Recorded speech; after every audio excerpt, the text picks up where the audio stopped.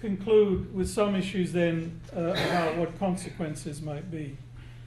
For the foreseeable future, and as I said clearly at the beginning, we don't know what the new priority policies will be by the end of next year.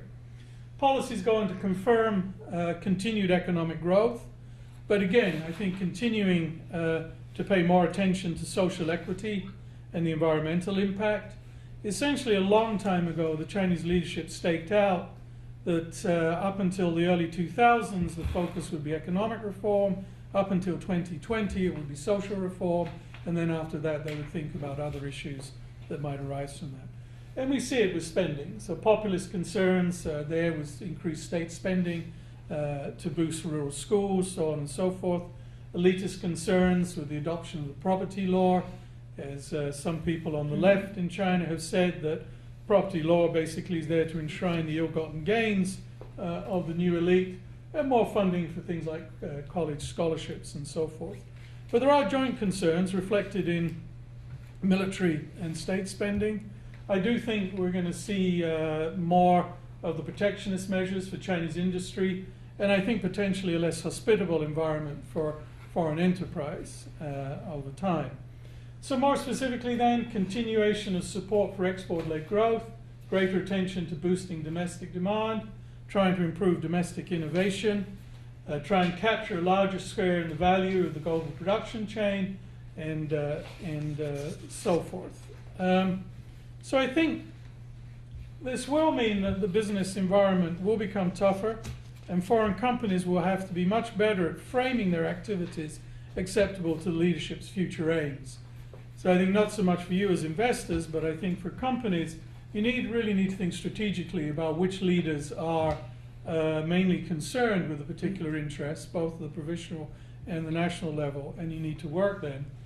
And then I think it's probably now too late to actually get the rising members of the fifth generation, so I think it's probably important now to focus on the sixth generation. They're much more accessible before they rise to very senior positions. But it does still leave open, I think, opportunities for foreign businesses to tap into the priorities, energy, raw materials access and security, advanced technologies, developing Chinese global brands, and then what China talks about, high quality growth, the life sciences, R&D, university development.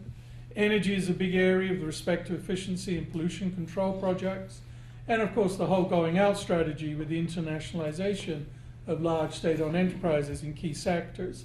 And I think what is people often miss is there's so much competition if you're just in Beijing and Shanghai, but there's tremendous opportunities for new secondary inland cities and new markets created by urbanization and the improved infrastructure and logistics. A Chinese friend of mine who runs an investment group, he basically has decided he's not going to get involved with Goldman Sachs and the big families, but he's brought up 16 to 17 trust funds and local provincial investment vehicles, and through that actually has been able to generate a lot of profit and a lot of information. Very last, what are scenarios? I think there are four, all with consequences for how you invest and what businesses might please. There's a continuation of the status quo. I think if things to look for, if the leadership is serious about grabbing the low-hanging fruit and making limited reforms, is first of all to reconfigure interest rates to provide positive returns for household savings, to abolish the household registration system that would allow the integration of migrant communities into the urban environments. That should be accompanied by the introduction of a property tax. Because the big problem for local governments throughout China is that they have no stable revenue base. That's why you see all the land transfers taking place, so they can generate the necessary income from that. If you abolish the hukou, there would also be an incentive for local governments to introduce a property tax, because they could then raise money from the migrant communities. At the moment, you have the situation where the central government is trying to push for better conditions for the migrant population. The local governments have no incentive to integrate them into local services because they have to pay for it. If you could get a property tax out of them, that might change it. I think, and this will be a very difficult thing for them to do, but Dr. Liu knows about this, is to open up profitable sectors of the state-controlled economy and to lift the monopoly in those areas. And also what we've begun to see in the last couple of days is to moderate the family planning program to alleviate that. But I think without a sense of crisis, there seems little incentive to pursue greater reform. And therefore, I think one should always think about other scenarios. And I think based along the continuum, there are three. The one we'd all like to see, but won't necessarily be the case, is some kind of democratic breakthrough, as in Taiwan or South Korea.